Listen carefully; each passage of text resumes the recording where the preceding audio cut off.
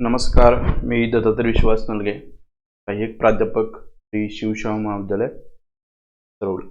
आज आपण BCom 2च्या semester 4 मधील उद्योजकतेची मूलतत्वे, प्रिन्सिपल ऑफ एंटरप्रेन्योरशिप या टॉपिक नंबर 2 मध्ये कृषी उद्योजकता सेकंड कन्सेप्ट आहे याची. कृषी उद्योजकता ॲग्रो एंटरप्रेन्योरशिप. कृषी उद्योजकता आपण ग्रामीण भागामध्ये राहतो, मग कृषी आपल्याला सगळ्यांना माहिती आहे. त्याच्यावर आधारित उद्योजकतेचा आपल्याला अर्थ सगळ्यांना माहिती आहे. तर कृषी ग्रामीण भागामध्ये किंवा भारतातील 60 ते 65% लोक ही शेती आणि शेतीवरती आधारित असलेले उद्योग व्यवसाय करताना आपल्याला जे काय भारताचा विचार केला तर कृषी हा एक महत्त्वपूर्ण उद्योग क्षेत्र समजलं जातं. याच्या आधारावरच बरेचसे उद्योग व्यवसाय सुरू असतात. आपल्या जवळचा विचार केला तर कृषी मालावरती प्रक्रिया करणारे उद्योग असतील किंवा कृषी माल हा कच्चा माल म्हणून वापरणारे मोठमोठे उद्योग असतील. उदाहरणार्थ साखर उद्योग असेल, सर्वात मोठा उद्योग आहे. कापड उद्योग असेल, खाद्य प्रक्रिया उद्योग असेल. बऱ्याच मोठ्या प्रमाणात जे काही उद्योग आहेत ते कृषी आधारित आहे. त्यामुळे कृषी उद्योजकता समजून घेणं खूप महत्त्वपूर्ण आहे. त्यातून आपल्याला छोटे छोटे उद्योग सुरू करून आपले स्वतःचा व्यवसाय चालू करता येऊ शकतो. एक स्मॉल स्केलवरती व्यवसाय आपला चालू करता येऊ शकतो. त्यामुळे कृषी उद्योजकता समजून घेणं खूप गरजेचं आपल्याला वाटतं. मग नेमकं काय करायचं त्याच्यामध्ये? व्यवसायाची संधी ओळखणं असेल, संधींची निवड करणं असेल, ती साधण्यासाठी संस्था निर्माण करणं असेल, प्रत्यक्ष कृतीतून समाजासाठी वस्तू किंवा सेवा पुरवून त्याची मूल्य निर्मिती करणं असेल, या सर्वांचा समावेश कृषी उद्योजकतेमध्ये होताना आपल्याला. तर भारतासारख्या देशाचा विचार केला तर कृषी क्षेत्रात उद्योजकता विकास करणे म्हणजे कृषी उद्योजकता होय.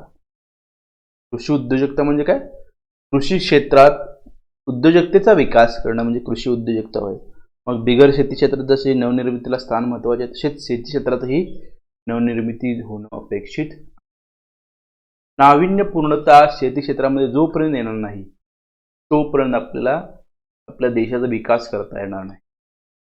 देश जर प्रगतीपथावर न्यायचा असेल, देशाचा विकास व्हायचा असेल तर सर्वात महत्त्वाचं म्हणजे काय? शेती विकास होणं गरजेचं. शेतीचा विकास होणं अपेक्षित आहे. शेतीचा विकास झाला तर त्याच्यावरती आधारित असलेले सर्व जे काही उद्योग आहेत त्या सर्वांचा विकास होऊ शकतो, प्रगती होऊ शकते. त्यामुळे सर्वात मुळात काय करणं अपेक्षित आहे तर शेती विकास होणं गरजेचं आहे. शेती विकास व्हायचा असेल तर कृषी उद्योजकता या संकल्पनेचा विकास होणं गरजेचं आहे. त्याची जनजागृती होणं अपेक्षित आहे. जे खेडेगावामध्ये छोटे छोटे उद्योग स्थापन होणं अपेक्षित आहे. एक उद्योग स्थापन केला खेडेगावामध्ये तर कमीत कमी 100 लोकांना त्याच्यापासून रोजगार मिळू शकतो. म्हणजे छोटे छोटे असे शेती व्यवसाय किंवा शेतीवरती आधारित असलेले उद्योग स्थापन होणं अपेक्षित. तर शेती क्षेत्राचा विचार केला तर भारत हा पारंपरिक पद्धतीने शेती करणारा देश आहे. शेकडो वर्षाला आपण जुन्याच पुरातन पद्धतीने आपण पारंपरिक शेती करताना दिसतो. त्याप्रमाणे उद्योगामध्ये नफा मिळवणे हे उद्दिष्ट असतं ते पुढे जाऊन शेतीमध्ये सुद्धा येणं खूप गरजेचं आहे. नफा मिळवण्यासाठी शेती करणं गरजेचं आहे. मग त्याचे अनेक ड्रॉबॅक असू शकतात. त्यावरती उपाययोजना करून आपण नवीन नवीन संकल्पना आत्मसात करून नवीन तंत्रज्ञानाचा वापर करून आपण शेतीतून उत्पादन मिळवून नफा कसा प्राप्त करता येईल हा जोपर्यंत शेतकरी विचार करणार नाही तोपर्यंत शेतीचा विकास होणार. शेतीकडे फक्त चरितार्थ चालवावा, जीवन जगावं, अन्न मिळावं यासाठी जर शेती केली तर ते लाभदायक होणार. शेती हे एक व्यवसाय. शेतीकडे व्यवसाय म्हणून बघितलं तर आपण यशस्वी होऊ शकतो. म्हणजे शेतीला व्यवसाय म्हणून पोहणं गरजेचं आहे. मग शेती व्यवसाय ॲग्रो बिझनेस ही महत्त्वपूर्ण संकल्पना अलीकडच्या काळामध्ये समोर येते ना. त्यामुळे जोपर्यंत आपण तो व्यवसाय म्हणून करत नाही तोपर्यंत त्याच्यातून नफा प्राप्त होणार नाही किंवा नवीन नाविन्यता त्याच्यामध्ये येणार नाही. त्यामुळे शेतीमध्ये शेती व्यवसाय ही संकल्पना खूप महत्त्वपूर्ण आहे. शेती व्यवसायाला शेती व्यवसाय एक अर्थशास्त्रीय संकल्पना लक्षात घ्या. त्यामध्ये ज्या सर्व कार्याचा समावेश होतो ती म्हणजे शेतीसाठी लागणाऱ्या सर्व वस्तूंचे उत्पादन असेल, वितरण असेल, प्रत्यक्ष शेतजमिनीवरील उत्पादन प्रक्रिया असतील, शेतमालाची साठवणूक असेल, प्रक्रिया असेल आणि वितरण असेल, या सगळ्यांचा समावेश शेती व्यवसायामध्ये होतो. तर शेतीतून उत्पादन घेणं म्हणजे शेती व्यवसाय नाही. त्याच्या आधारित ज्या काही सगळ्या प्रक्रिया आहेत त्या सगळ्यांचा समावेश शेती व्यवसायामध्ये होताना ॲग्री बिझनेस असं त्याला आपलं म्हणता येऊ शकतो. तर बरेचसे त्याच्यामध्ये उद्योग सांगितलेले आहेत. मग शेतीतून वस्तूचं सेवांचं उत्पादन करणं असेल, प्रसार वितरण करणं असेल, फलोत्पादन असेल, रेशीम उत्पादन असेल, मत्स्यशेती असेल, पशुपैदास असेल, हे जे काही सगळे उद्योग व्यवसाय आहेत, जोडधंदे आपण म्हणतो, शेती आधारित व्यवसाय, हे सगळे शेती व्यवसायामध्ये येताना. तर अशा पद्धतीनं बरेचसे कार्य त्याच्यामध्ये केली जाऊ शकतात. शेतीमालाचं उत्पादन असेल, त्याच्यावरती प्रक्रिया करणं असेल. एक लक्षात घ्या, आपल्याकडे शेतकरी त्याच्यावरती शेतीमालावरती प्रक्रिया करत नाही, त्यामुळे जो काही मालाला भाव आहे तो मिळताना दिसत नाही. कच्चा माल देण्यावरती प्रेफरन्स जास्त आपल्या शेतकऱ्यांचा. एक लक्षात घ्या, आपण भात विकण्याऐवजी जर तांदूळ विकलं तर त्याला दर जास्त येऊ शकतो. थोडीफार त्याच्यावरती प्रक्रिया करून आपल्याला जास्त दर मिळवता येऊ शकतो.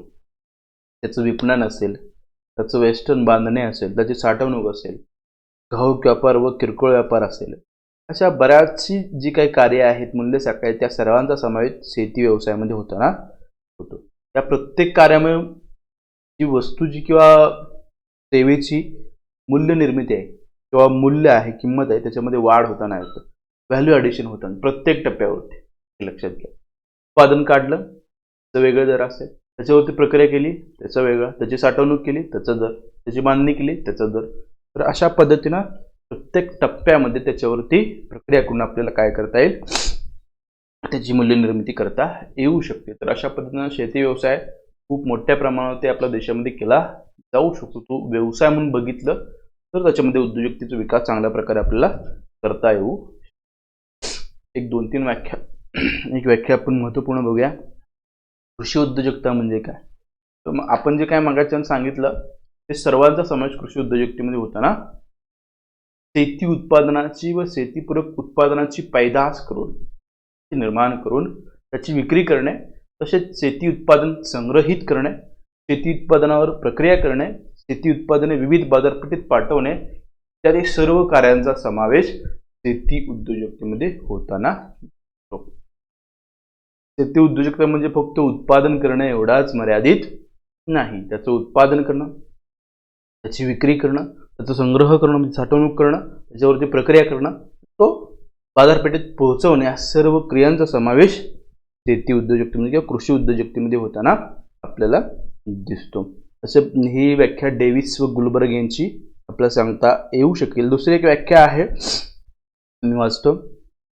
शेती उद्योजकतेमध्ये शेतीस बी बियाणे पुरवणे, पिकांची लागवड करणे, पिकांवर प्रक्रिया करणे, पिके काढून संग्रहित करणे, वाहतूक करणे, अर्थपुरवठा करणे व बाजारपेठेत पिकांची विक्री करण्यासाठी केल्या जाणाऱ्या सर्व व्यावसायिक व व्यवस्थापन क्रियांचा समावेश कृषी उद्योजकतेमध्ये होताना.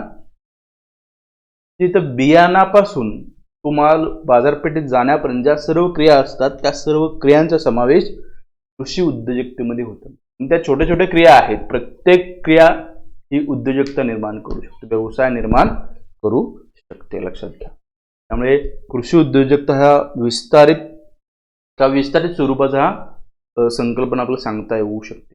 आपल्या देशामध्ये जर शेती व्यवसाय म्हणून पाहायचे असेल तर कृषी उद्योजकतेचा विकास होणं गरजेचं आहे. त्यामुळे शेतीचा विकास व्हायचा असेल, कृषी उद्योजकतेचा विकास होणं अपेक्षित आहे. या दोन्ही परस्परावर अवलंबून असणाऱ्या जोपर्यंत कृषी विकास होणार नाही तोपर्यंत उद्योगधंद्यांचा विकास होणार नाही. मी काय सांगतोय, भारतामधील किंवा इतर देशामधील सुद्धा जे 60 ते 70% उद्योगधंदे आहेत ते शेतीवरती आधारित आहेत. बघा, तुम्ही विचार करू शकता, 60 ते 70% उद्योगधंदे हे शेतीवरती आधारित आहेत. शेतीतून कच्चा माल मिळाला तरच त्यापासून उद्योग चालू.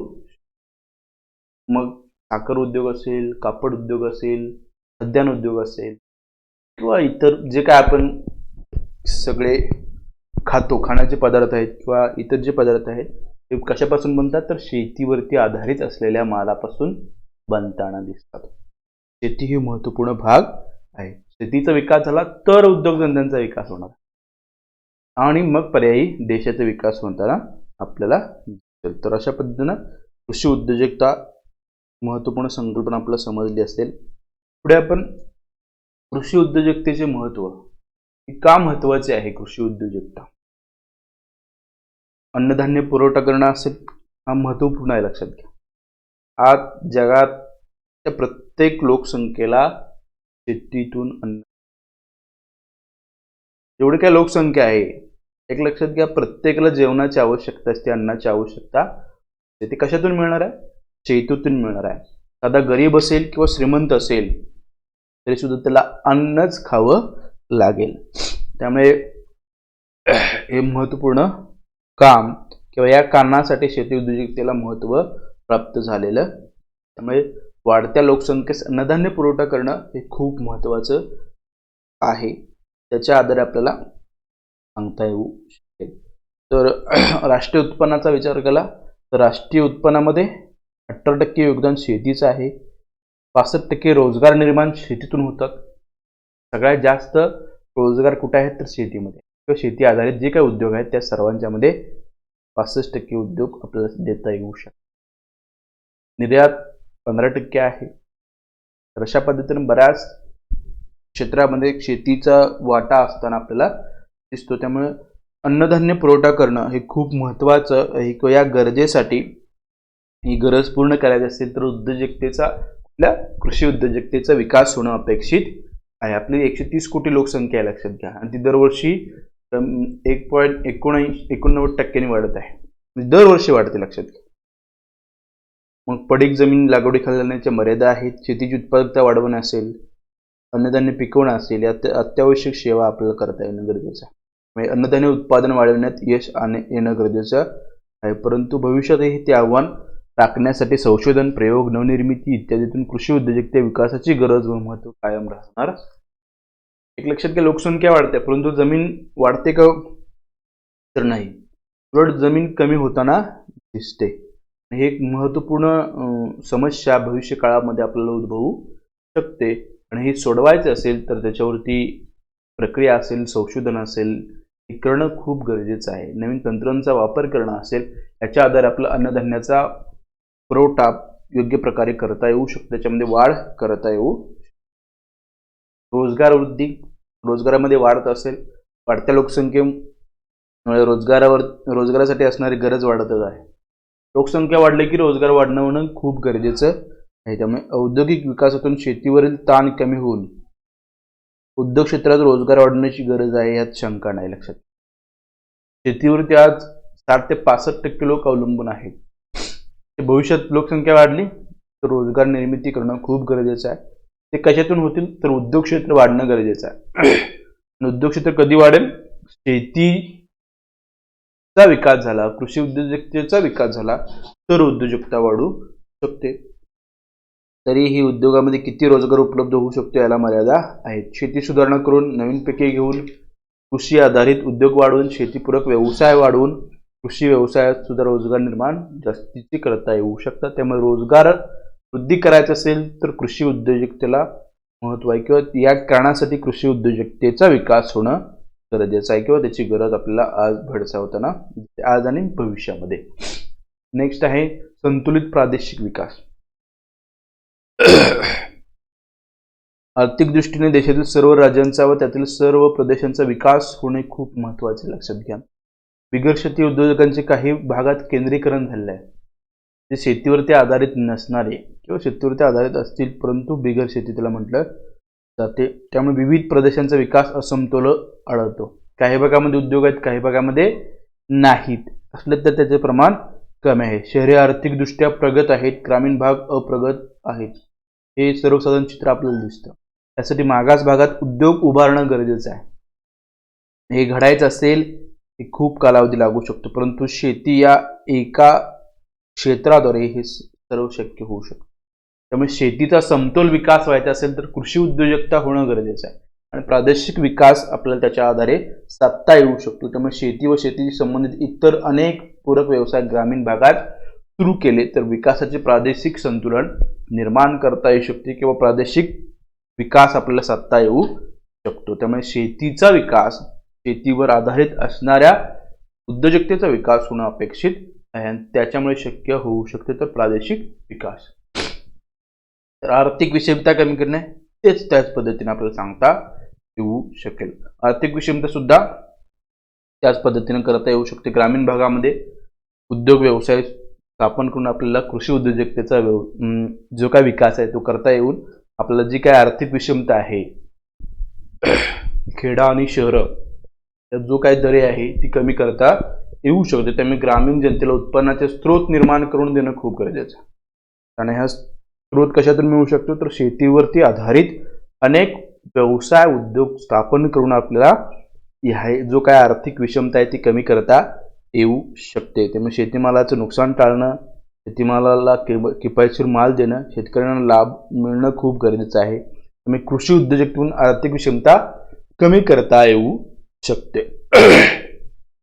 पुढे निर्यात वृद्धी. मग सांगितल्याप्रमाणे 15% निर्यात वृद्धी किंवा निर्यात शेती क्षेत्रातून केली जाते. निर्यात वाढली तर देशाची अर्थव्यवस्था सुधारेल हे लक्षात घ्या. तशी कृषी उद्योजकांना चांगले उत्पन्न मिळू शकते. निर्यातीसाठी पुरेसा शेतमाल तयार व्हावा लागतो. तसेच त्या वस्तू उत्तम दर्जाच्या असाव्या लागतात. आंतरराष्ट्रीय बाजारात स्पर्धेसाठी त्या स्पर्धेमध्ये टिकण्यासाठी उच्च दर्जाच्या वस्तू कमी खर्चात तयार कराव्या लागतात. यासाठी ज्ञान, कौशल्य, अनुभव, कष्ट आवश्यक असतं. आधुनिक पद्धतीने उद्योजकी कार्य केली तर निर्यात वाढवता येऊ शकते. निर्यात वृद्धी करायचं असेल तर शेती क्षेत्राचा विकास होणं गरजेचं आहे. चांगल्या दर्जाच्या वस्तू निर्माण करणं गरजेचं आहे. त्यामुळे उद्योजकी कार्य शेती क्षेत्रामध्ये वाढवून त्याचा विकास करून आपल्याला निर्यातीमध्ये वाढ करता येऊ शकते. पर्यायी अर्थव्यवस्था देशाची सुधारता येऊ शकते. पुढे 6 नंबर शेती व उद्योग परस्पर पूरक विकास आहे. लक्षात, शेतीचा विकास झाला तर उद्योगांचा विकास होईल. त्यामुळे कृषी उद्योजकतेची कृषी क्षेत्राला विकास झाल्यामुळेच उद्योगांचा विकास होण्यास मदत होऊ शकते. उद्योगांना लागणारा काही कच्चा माल शेतीमधून, काही म्हणजे बऱ्याच अंशी 60 ते 65% कच्चा माल शेतीतून मिळताना आपल्याला दिसतो. त्यामुळे कृषी क्षेत्राला आवश्यक असणाऱ्या अनेक वस्तू उद्योगातून पुरवण्यात येतात. त्यामुळे ही क्षेत्रे एकमेकांच्या विकासास मदत करणारे आहे. परस्पर पूरक ही दोन्ही क्षेत्र आपल्याला सांगता येऊ शकते. मूल्यवृद्धी. मग सांगितल्याप्रमाणे प्रत्येक टप्प्यामध्ये मूल्यवृद्धी होताना दिसते. ग्राहकांचे समाधान वाढवण्यासाठी वस्तूच्या मूल्यामध्ये वाढ होणं खूप गरजेचं आणि हे उद्योग क्षेत्रात करण्यात येतं. तसंच शेती क्षेत्रामध्ये सुद्धा करणं खूप गरजेचं आहे. ग्राहकांच्या गरजांचा अभ्यास करणे त्या दृष्टीने महत्त्वाचे कार्य आहे. कृषी उद्योजकता ही कृषी क्षेत्रात मूल्यवृद्धी करू शकते. उदाहरणार्थ सेंद्रिय शेती असेल, अलीकडच्या काळामध्ये एक विस्तारित चाललेली संकल्पना आहे ऑर्गॅनिक फार्मिंग. याच्या अगोदर आपण जे काय व्यवसाय करतो किंवा आपले आजी आजोबा करत होते शेती, ती ऑर्गॅनिक फार्मिंगचा भाग होता. परंतु अलीकडच्या काळामध्ये रासायनिक द्रव्यांचा, खतांचा वापर खूप मोठ्या प्रमाणात होताना दिसतोय. त्याच्यामुळे परिणाम काय, उत्पादन वाढलेलं आहे परंतु जी अन्नधान्याची गुणवत्ता आहे ती कमी होताना आपल्याला दिसते. त्यामुळे आरोग्य चांगलं राखायचं तर चांगलं अन्न ग्रहण करणं गरजेचं, त्याचा उपभोग घेणं खूप गरजेचं आहे. त्यामुळे जे काय जास्त उत्पादन होणं गरजेचं आहे ते शेती आधारित किंवा जास्त उत्पादनाच्या न भानगडीत पडतं किंवा जास्त उत्पन्न कसं मिळवता येईल परंतु त्याच्यामध्ये रासायनिक खतांचा वापर न करता आपल्या सेंद्रिय पद्धतीने उत्पादन वाढवण्यासाठी प्रयत्न करणं खूप गरजेचं आहे. त्याचबरोबर कृषी पर्यटनासारख्या सेवेमुळे ग्राहकांना आनंद मिळतो तर शेतकऱ्यांना उत्पन्न मिळू शकते. अलीकडच्या काळामध्ये एक विस्तारित चाललं कृषी पर्यटन, म्हणजे जे शहरातील लोकांना माहिती नाही शेत म्हणजे काय, त्यामध्ये नांगरणी कशी केली जाते, भांगलणी कशी केली जाते, लागवड कशी केली जाते, मळणी कशी केली जाते, हे सगळं तंत्र शिकण्याचं किंवा ते बघण्याचं काम शेती क्षेत्रामध्ये किंवा ह्या लोकांना उत्पन्न करून द्यायचं असेल किंवा निर्माण करून द्यायचं असेल तर कृषी पर्यटन ही एक नवीन संकल्पना अलीकडच्या काळामध्ये. तर अशा पद्धतीने कृषी पर्यटनाच्या आधारे सुद्धा आपल्याला मूल्य निर्मिती करता येऊ शकते. पुढे आधुनिक तंत्रज्ञानाचा वापर. शेतीचा विकास व्हायचा असेल, कृषी उद्योजकतेचा विकास व्हायचा असेल तर तंत्रज्ञानाचा वापर होणं गरजेचं आहे. केवळ परंपरागत पद्धतीने शेती न करता आधुनिक पद्धतीने मशागत करणं असेल, नवीन बियाणांचा वापर करणं असेल, माती परीक्षण. अलीकडच्या काळामध्ये माती परीक्षण कोण करत नाही. माती परीक्षण करून मग त्यांना कोणत्या द्रव्यांची आवश्यकता आहे, त्याचं पीक नियोजन असेल, त्याचं पाणी खतांचं नियोजन असेल, हे करता येऊ शकतं.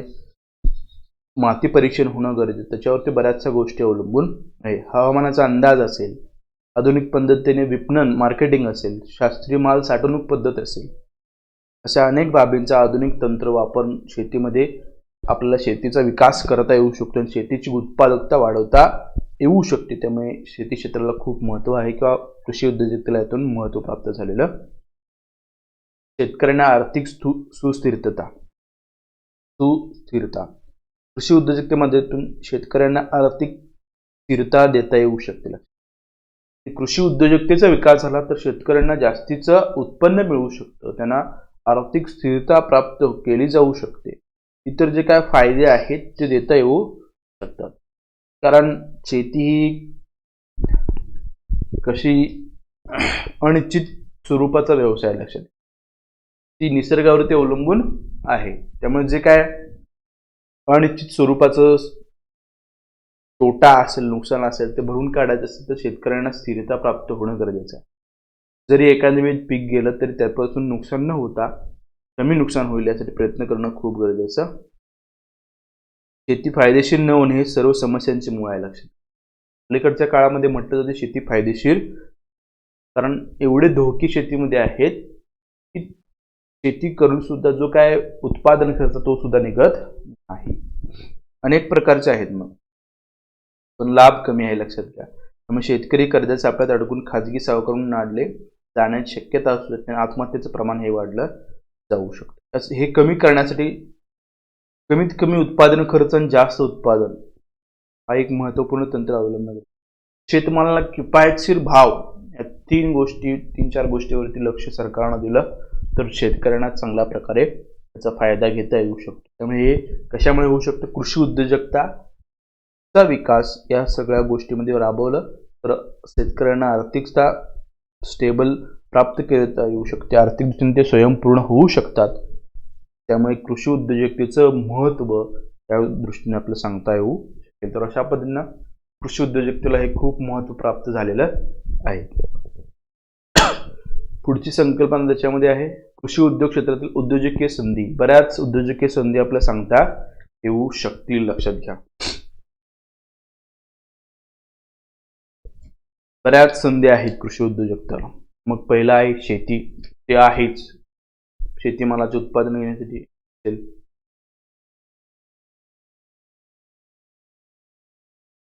एक लक्षात घ्या, शेतीमालाचं उत्पादन बऱ्याच आहे. चहा आहे, साखर आहे, तेलबिया, तंबाखू, मसाल्याचे पदार्थ त्या आजपर्यंत निर्यात होतात.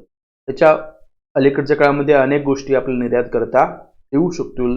शेतीचा दर्जा चांगला राखला जाऊ शकतो. शेतीमालाचा दर्जा चांगल्या प्रकारे करून आपल्याला शेतीतून चांगल्या प्रकारे काय करता येऊ शकतो? व्यवसाय करता येऊ शकतात. सेंद्रिय शेती असेल, एक महत्त्वपूर्ण शेती विकासाला संधी उपलब्ध असू शकते. म्हणजे ऑर्गॅनिक फार्मिंग हा एक महत्त्वपूर्ण फॅक्ट संधी आपल्याला प्राप्त करता येऊ शकतो. त्यातून चांगलं उत्पादन करून घेता येऊ शकतं. दुसरं आहे फलोत्पादन, म्हणजे फळांचं उत्पादन करून.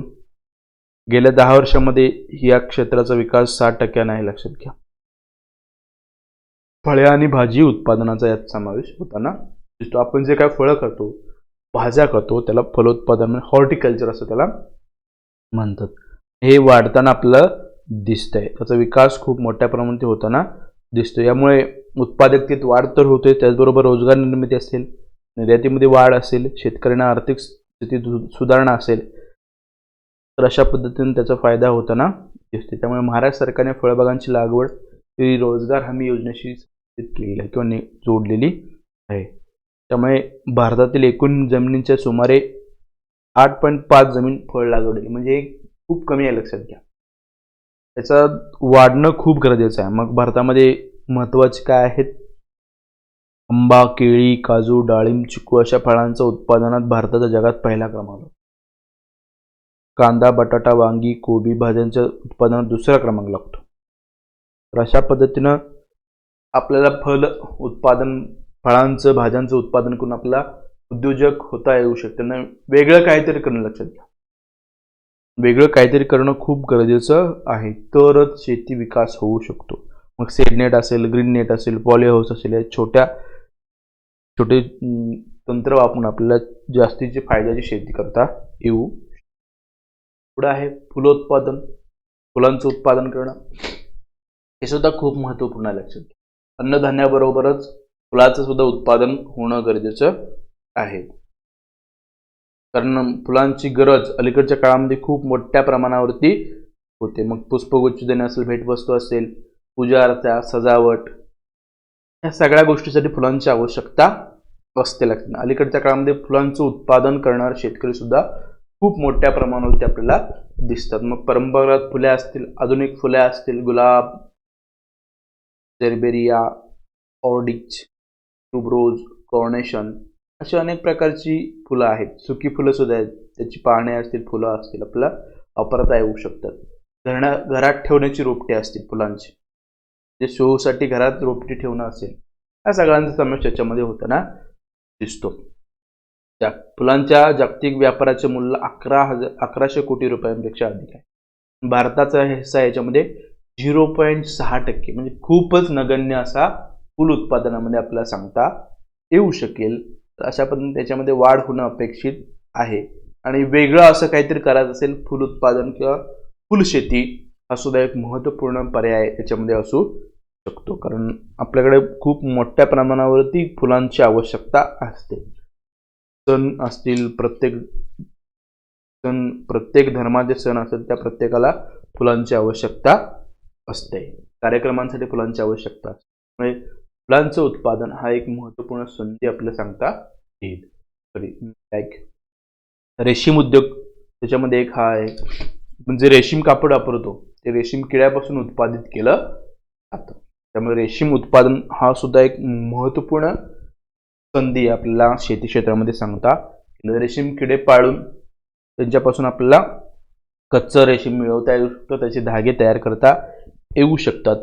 त्याच्या आधारे आपल्याला रेशीम उत्पादनामध्ये सुद्धा आपल्याला वाढ करून जास्तीचा अतिरिक्त नफा मिळवता येऊ. यासाठी तुतीची लागवड करणं गरजेचं, त्याच्यावरती रेशीम किडे सोडून आपल्याला त्याच्यातून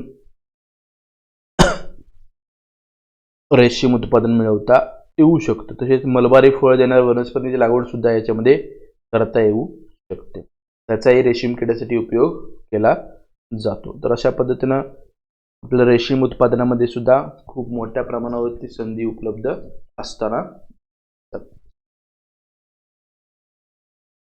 आणि जर जगाचा विचार केला तर रेशीम लागवडीमध्ये भारताचा फक्त 0.1% आहे. त्याच्यामध्ये वाढ होणं गरजेचं आहे. हे एक सुद्धा महत्त्वपूर्ण संधी आपल्याला सांगता येऊ. अन्न प्रक्रिया हे सुद्धा विस्तारित चाललेलं क्षेत्र आहे. अन्नांच्यावरती प्रक्रिया करणं असेल, अन्नधान्य प्रत्यक्ष न विकता त्याच्यावरती प्रक्रिया करून विकले तर त्याचा दर जास्त स्वरूपाने आपल्याला सांगता येऊ. कच्च्या पदार्थाचे अन्नामध्ये रूपांतर करणे, अन्नाचे रूपांतर त्वरित स्वरूपात करण्यात येते. अन्न प्रक्रिया घरच्या घरी किंवा कारखान्यात करण्यात येतात. डबाबंद स्वरूपातील अन्न पदार्थ, मांस वेष्टन संयंत्र असेल, साखर उद्योग असेल, भाजी वेष्टन असेल, इत्यादी उदाहरणं आपल्याला सांगता येऊ शकतात. अन्नाच्या नुकसानीस प्रतिबंध करणे, अन्नाचा टिकाऊपणा वाढवणे, अन्नपदार्थामध्ये वेष्टन चांगल्या प्रकारे करणे, सुरक्षित साठवण करणे, अशा अनेक प्रकारे आपल्याला अन्नावरती प्रक्रिया करता येऊ शकते. थोडक्यात काही उदाहरणं सांगतो मी तुम्हाला. एक म्हणजे खाण्यासाठी अन्न पदार्थ उत्पादन 2 प्रकारचे असू शकते. एक म्हणजे खाण्यासाठी आणि एक दुसरं शिजवण्यासाठी. ते एक डायरेक्ट खाऊ शकतो आणि दुसरं ते आपण शिजवून खाऊ शकतो. तर अशा 2 प्रकारे आपल्याला त्याच्यावरती प्रक्रिया करता येऊ शकतात. उदाहरणार्थ बिस्किट असेल, रेडी टू ईट उत्पादन असेल, रेडी टू कुक, हे 2 त्याचे इव्हेंट आपल्याला त्याच्यामध्ये सांगता येऊ शकतो. बिस्किट असेल, चॉकलेट, लोणची, जॅम, चीज, पास्ता, ओट्स, ब्रेड, स्टिक सोया नट्स, फळांचे रस हे का आपल्याला रेडी टू ईट आहेत, म्हणजे विकत घ्यायचे आणि ते खायचे. दुसरा प्रकार आहे रेडी टू कुक, तो शिजवण्यासाठी. त्यानंतर नूडल्स असेल, गुलाबजामुन असेल, फ्लेक्स असतील, प्रक्रिया केलेले मांस असेल, Amul, capital foods, kids, Haldiram इत्यादी उत्पादन आपल्याला परिचयाचे आहे. तर अशा पद्धतीनं अन्न प्रक्रिया हा एक मोठा व्यवसाय शेती क्षेत्रामध्ये आपल्याला सांगता येऊ शकेल. दुसरा आहे पुढे औषधी व सुगंधी वनस्पती, हा सुद्धा महत्वपूर्ण आपल्याला सांगता येऊ शकेल. मधमाशी पालन याच्या आधारे सुद्धा आपल्याला चांगल्या प्रकारे काय करता येईल, उत्पादन घेऊन आपल्याला वेगळं असं काहीतरी क्षेत्र निवडणं गरजेचं आहे. मधमाशाच्या उत्पादनात किंवा मधाच्या उत्पादनात भारताचा क्रमांक 6वा लागतो, लक्षात घ्या. तो वाढणं खूप गरजेचा आहे. भारतामध्ये दरवर्षी 55,000 टन मधाचे उत्पादन केलं जातं. त्यातील 70% उत्पादन अनौपचारिक क्षेत्रात मिळतं आणि संघटित क्षेत्रातील मध उत्पादन 50% उत्पादन पंजाबमध्ये, एकट्या पंजाबमध्ये हे केलं जाऊ शकतं. तर अशा पद्धतीने आपल्याला मधमाशी पालन करून मधाचं उत्पादन, चांगलं मध निर्माण करता येऊ शकतात. पुढे पशुपैदास हे सुद्धा महत्वपूर्ण क्षेत्र आपल्याला सांगता. ॲनिमल हॅजबंडरी त्याला असं म्हणतात. पशूंची पैदास करणं, त्याचं पालन पोषण करणं यात समावेश होतो. वराह पालन असेल, मेंढी पालन असेल, शेळ्या बकऱ्या पालन असेल, गाई म्हैशी पालन असेल, कुक्कुट पालन असेल, ससे पालन असेल, श्वान पैदास, अश्व पैदास इत्यादी या सगळ्यांचा समावेश त्याच्यामध्ये होताना होतो. कारण अलीकडच्या काळामध्ये पशूंची मागणी खूप मोठ्या प्रमाणात वाढताना दिसते आणि वेगळं असं काहीतरी करणं खूप गरजेचं. मत्स्यशेती व मासेमारी करणं असेल, मासेवारी झाले बघा, तर मासेमारी येते. मत्स्यशेती करणं असेल, ॲक्वाकल्चर अँड फिशिंग. मासेमारी गोड्या पाण्याच्या साठ्यामध्ये, नद्यामध्ये, समुद्रकिनाऱ्यालगत केली जाते. परंतु अलीकडच्या काळामध्ये मत्स्यशेती ही विस्तारित चाललेलं क्षेत्र आहे, लक्षात घ्या. आपल्या शेतामध्ये तळे काढून आपलं त्याच्यावरती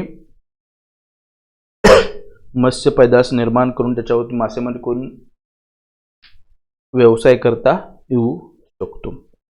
तर अशा पद्धतीने कृत्रिम मोती तयार करणं असेल किंवा बरेचसे मासे पाळून आपल्याला ते विकता येऊ शकतात. तर अशा पद्धतीने खूप मोठ्या प्रमाणात मत्स्यशेती भारतामध्ये अलीकडच्या काळामध्ये वाढताना दिसते आणि त्याच्यावरती मासेमारी करणारे लोक सुद्धा खूप मोठ्या प्रमाणात असताना आपल्याला दिसतात. याच्यामध्ये रोजगार सुद्धा खूप मोठ्या प्रमाणात आहे. त्यामुळे मत्स्यशेती आणि त्याच्यावरती मासेमारी ही खूप महत्त्वपूर्ण आहे. जगात भारताचा मत्स्यशेती आणि मासेमारीमध्ये दुसरा क्रमांक लागतो, परंतु चीन हे पहिल्या क्रमांकावरती आहे. त्याचा हिस्सा खूप मोठ्या प्रमाणात लक्षात. अशा पद्धतीने आपल्याला हे सुद्धा एक महत्त्वपूर्ण वेगळं असं करता येऊ शकतं. पुढे जीवतंत्रज्ञान असेल, हे सर्वात शेवटचं आहे. कृषी जीवतंत्रज्ञानाचा प्रभाव शेतीच्या उत्पादकतेवरती प्रभाव पडताना आपल्याला दिसतो. म्हणजे शेती या संशोधनावर भर दिला जातो. खूप उष्णता, खूप थंडी यामध्ये टिकाव धरू शकणाऱ्या पिकांचा शोध घेणं असेल, चांगलं उत्पादन देणाऱ्या पिकांचा शोध घेणं असेल, किडेला किंवा कीटकनाशकांना किडेंना प्रभावित न होणारा पीक असेल, अशा अनेक प्रकारे आपल्याला त्याच्यावरती काय करता येईल, संशोधन करणं, असे पिकांचं संशोधन करणं खूप गरजेचं आहे. हे अलीकडच्या काळामध्ये हे सुद्धा एक महत्त्वपूर्ण संशोधनाचं क्षेत्र, शेतीच्या आधारित विस्तारित चाललेलं क्षेत्र आपल्याला सांगता येऊ शकेल. तर अशा पद्धतीने ह्या उद्योजकीय संधी शेती क्षेत्राशी आधारित आहेत. पुढे आहे कृषी उद्योजकतेपुढील आव्हाने. काय आव्हाने आहेत? बऱ्याचपैकी आव्हाने आपल्याला सांगता येऊ शकेल. आपण शेतकऱ्यांचे मुलं आहोत, प्रत्येकाला शेती क्षेत्रातील आव्हाने सांगता येऊ शकतील. पहिला आहे बाजारपेठेतील संबंधित जोखीम. बाजारपेठेत खूप मोठ्या प्रमाणात जोखीम आपल्याला सांगता येऊ शकते. माल वाढला, उत्पादन वाढलं तर किंमत कमी होते, किंमत कमी झाली की उत्पादन वाढते, उत्पादन कमी झालं की त्याची किंमत वाढताना आपल्याला दिसते. त्यामुळे बाजारपेठेची अपुरी माहिती शेतकऱ्यांना असत नाही. अनेक शेतकरी विशेषतः अल्पभूधारकाकडे बाजारपेठेशी संबंधित माहिती असत नाही किंवा अपुरी माहिती असताना दिसते. नेमक्या कोणत्या बाजारपेठेने शेतीचे उत्पादन करायचे याचा संबंध शेतकऱ्यांनी एक किंवा दोन विशिष्ट उत्पादनावर लक्ष केंद्रित करणं खूप गरजेचं आहे. आंतरराष्ट्रीय बाजारपेठेत विक्री करत असतील तर त्यांना प्रचंड धोका पत्करावा लागतो. शेतकरी स्थानिक बाजारपेठेत विक्री करत असतात. त्यामुळे बऱ्याच वेळा अतिपुरवठा झाल्यामुळे शेतमालाच्या किमती कमी होताना दिसतात. त्यामुळे मोठे नुकसान होतं. अलीकडच्या काळामध्ये कांद्याच्या किमती कमी झाल्या, टोमॅटो कमी झाला, कांद्याच्या किमती वाढल्या. हे कशामुळे होतं? हे बाजारपेठेचं कमी ज्ञान असल्यामुळे होताना आपल्याला दिसतं. त्यामुळे एकूणच अंदाज चांगल्या प्रकारे बाजारपेठेचा घेणं आणि त्याच्यानंतर उत्पादन करणं हे खूप महत्त्वपूर्ण आपल्याला सांगता येऊ शकेल.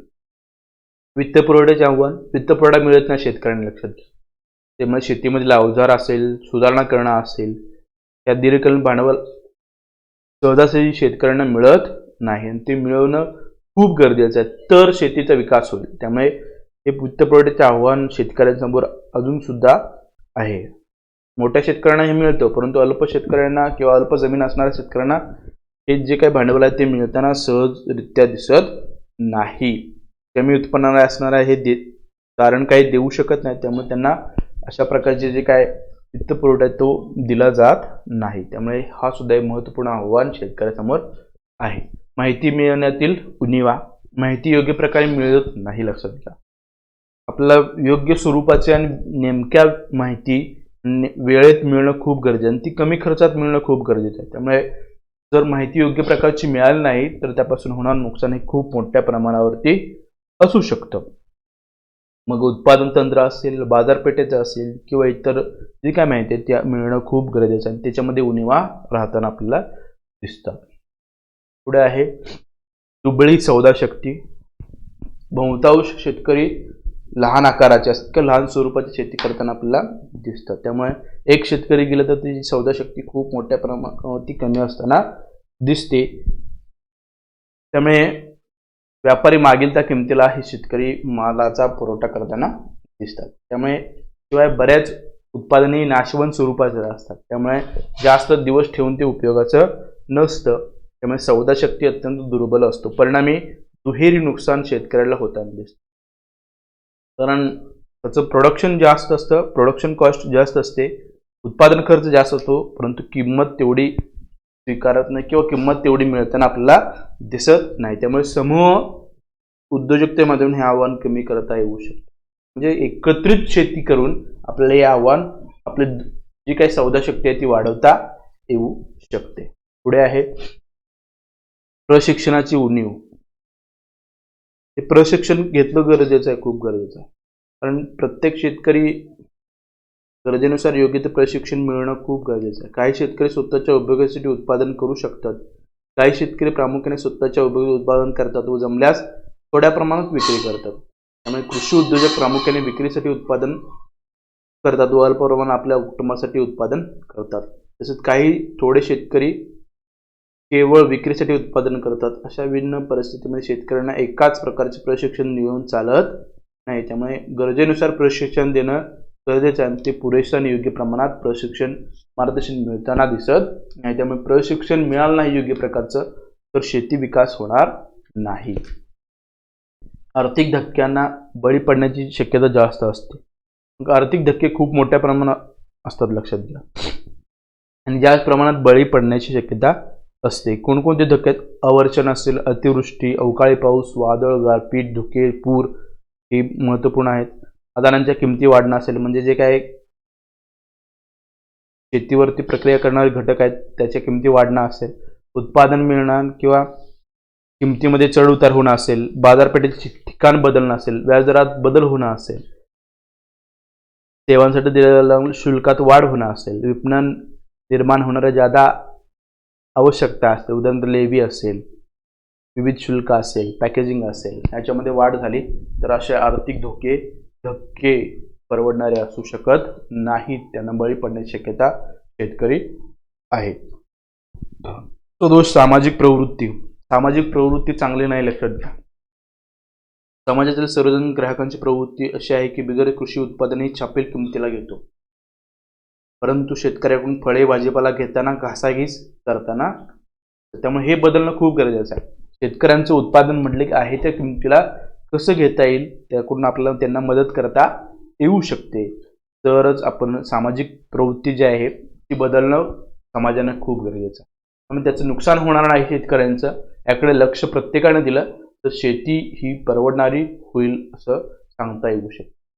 त्यामुळे एका AC शोरूममध्ये तोच भाजीपाला ठेवला किंवा चप्पल एका AC रूममध्ये असेल तर त्याची किंमत जास्त असते, परंतु जीवनावश्यक जी काय फळं आहेत, भाजीपाला आहेत, त्या रस्त्याला विकताना दिसतात.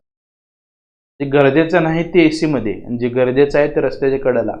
अशा पद्धतीनं एक सामाजिक प्रवृत्ती आपली बदलणं खूप गरजेचं आहे. त्यामुळे सेंद्रिय शेतमाल उत्तम पॅकिंग करून विकणे असेल व समाजाने आपल्या प्रवृत्तीत बदल करणे असेल, या उपायाने या आव्हानाचा आपला सामना करता येऊ. त्यामुळे सदोष जी काय सामाजिक प्रवृत्ती आहे ती बदलणं समाजानं गरजेचं आहे. पैसे खर्च करण्याची प्रवृत्ती. नगदी पिके घेणाऱ्या काही शेतकऱ्यांच्या हातात पैसे आले की ते लगेच खर्च करतात, त्याचं प्लॅनिंग असत नाही. अशा वेळी शेतीत पुन्हा गुंतवणूक करणं खूप गरजेचं आहे. त्यामुळे जो काय बाकीचा खर्च आहे तो करणं गरजेचा असतो. त्यामुळे उच्च राहणीमानासाठी पैसा खर्च करणं असेल, चैनीच्या वस्तू झपाट्याने खरेदी करणं असेल आणि पैसे संपले की परत कर्ज घ्यायचं, तर अशा प्रवृत्तीमुळे शेतकरी आत्महत्या करण्यास प्रवृत्त होताना दिसतात. त्यामुळे जो काय पैसे मिळणार आहे त्याची साठवणूक, योग्य त्याची विल्हेवाट, त्याचं नियोजन होणं गरजेचं आहे. त्यामुळे पैसे खर्च करण्याची जी काय प्रवृत्ती आहे ती कमी कशी करता येईल, त्यामुळे आपल्याला योग्य भांडवल व्यवस्थेसाठी कसं उभारता येईल यासाठी प्रयत्न करणं गरजेचं आहे. तरच आपल्याला जे काय व्यवसाय आहे तो फायद्याचा ठरवता येऊ शकेल. पायाभूत सुविधांची कमतरता ही खूप महत्त्वपूर्ण आहे. शेतीसाठी आवश्यक असणाऱ्या ज्या काय पायाभूत सोयीसुविधा आहेत त्याची कमतरता भारतासारख्या देशामध्ये खूप मोठ्या प्रमाणात होती. मग वीज, पाणी, वाहतूक, साठवणूक, मार्गदर्शन असेल, चांगले रस्ते असेल, विमा असेल, अशा बऱ्याच प्रमाणात ग्रामीण भागामध्ये सुविधा आजसुद्धा चांगल्या प्रकारच्या उपलब्ध नाहीत. त्याचबरोबर इतर काही आव्हाने आपल्याला सांगता येऊ शकतात. जड वस्तू असणाऱ्या, उत्पादन असणारे त्यांची वाहतूक जास्त प्रमाणात असेल, प्रशिक्षणाच्या वरती मर्यादा येऊ शकतात, कारण साक्षरतेचे प्रमाण खूप कमी आहे शेती क्षेत्रामध्ये असणाऱ्या. शेती क्षेत्रामध्ये काम करणारे असतात लोक ते साक्षर नाहीत म्हणून शेतीकडे वळतात, त्यामुळे त्यांचं प्रशिक्षण देण्यासाठी खूप मर्यादा येऊ शकतात. सरकारी दप्तर दिरंगाई असेल, भ्रष्टाचार असेल, त्यामुळे अशा बऱ्याच गोष्टीद्वारे आपल्याला शेतकऱ्यांचं नुकसान होताना दिसतं. तर अशा पद्धतीनं आपल्याला चांगल्या प्रकारे विकास शेतीचा होणं गरजेचं आहे, कारण शेती ही भारतीय अर्थव्यवस्थेचा कान आहे. शेतीचा विकास झाला तर भारतीय अर्थव्यवस्था सुधारेल. ती मजबूत करण्याची जबाबदारी सर्वस्वी संबंधित घटकावरती आपल्याला सांगता येऊ शकेल. मग स्वतः कृषी उद्योजक असेल, सरकार असेल, समाजातील विचारवंत असेल, तरुण उद्योजक असतील, सर्वसाधारण जनता असेल, यांनी आपली जबाबदारी ओळखून आपल्याला जे काय आव्हाने आहेत वरील ते त्याची तीव्रता कमी करून शेती कशी परवडणारी होईल यासाठी प्रयत्न करणं खूप गरजेचं आहे. तर अशा पद्धतीनं शेती क्षेत्राचा विकास, शेती उद्योजकता ही खूप महत्त्वपूर्ण अलीकडच्या काळामध्ये होताना दिसते. तर अशा पद्धतीनं कृषी उद्योजकता सर्वांना समजलं असेल मी अशी अपेक्षा करतो आणि थांबतो.